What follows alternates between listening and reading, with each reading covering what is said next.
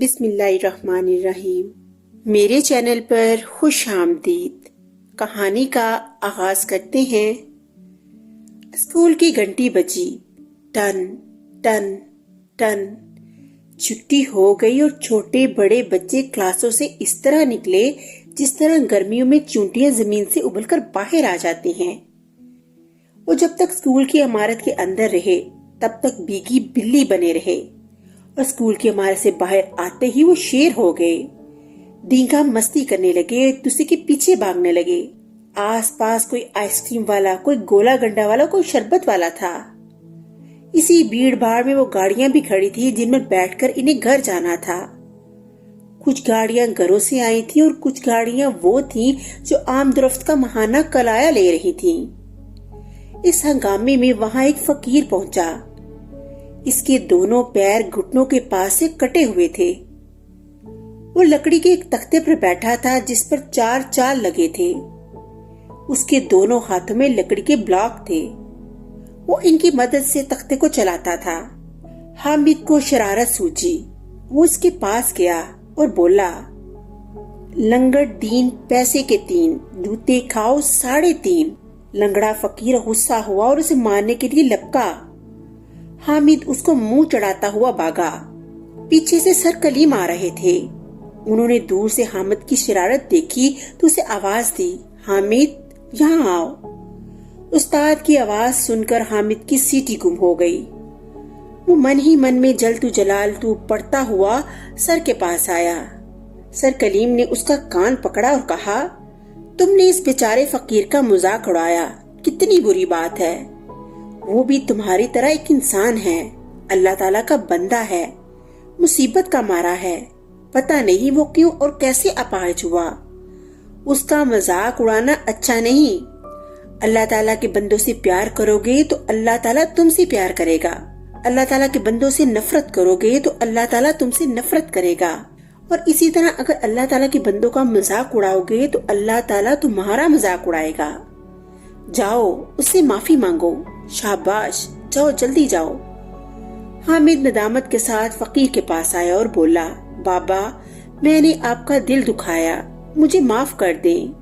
یہ کہہ کر وہ رونے لگا۔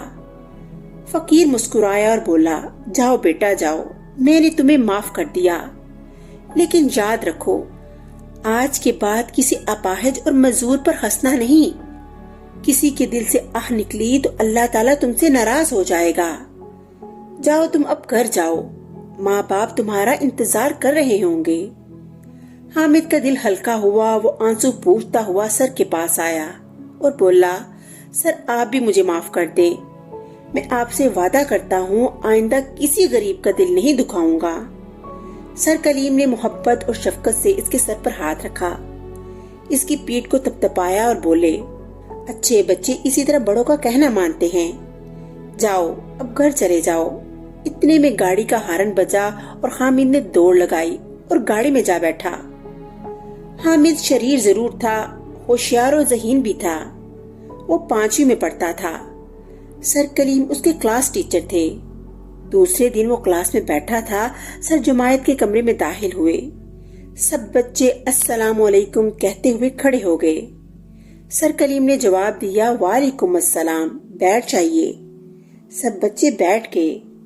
سر نے پہلے حاضری لی، اس کے بعد پوری کلاس پر نظر دوڑائی، پھر بولے، بچوں آج میں آپ کو تاریخ کا ایک عجیب و غریب اور سبق آموز واقعہ سناتا ہوں۔ یہ سن کر بچے بہت خوش ہوئے۔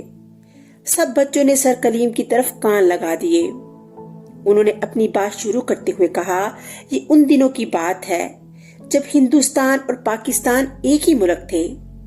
اس پورے ملک کا نام ہندوستان تھا۔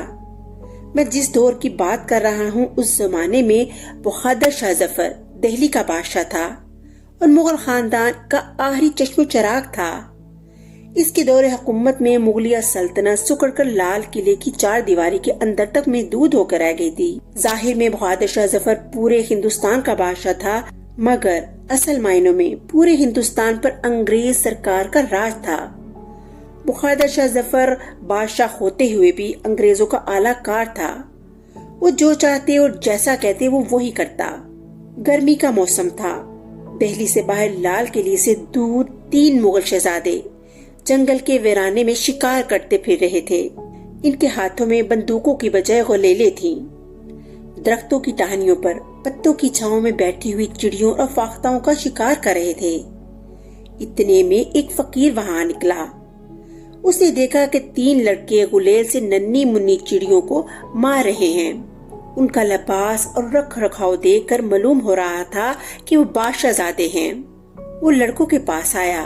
شہزادے اسے دیکھ کر حیران سے ہو گئے۔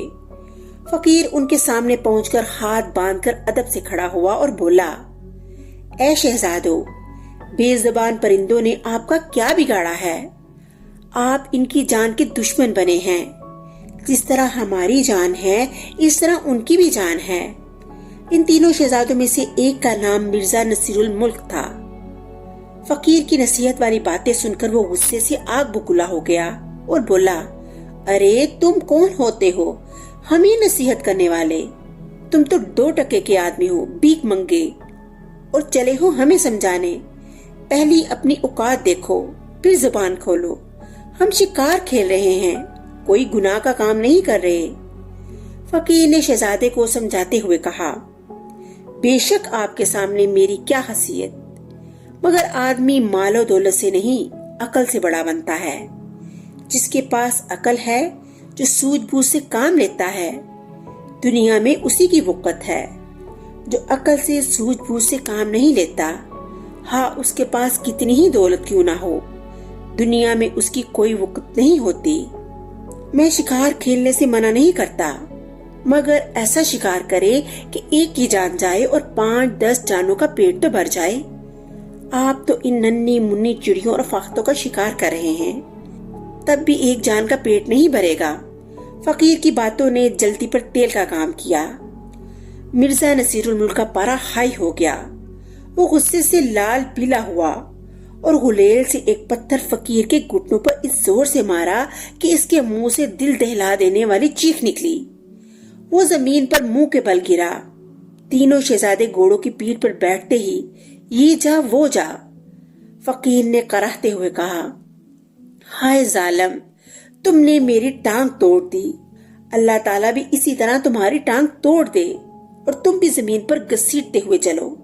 یہ بد دعا دے کر فقیر زمین پر سے اپنے آپ کو گھسیٹتا ہوا سامنے کے قبرستان کی طرف جانے لگا۔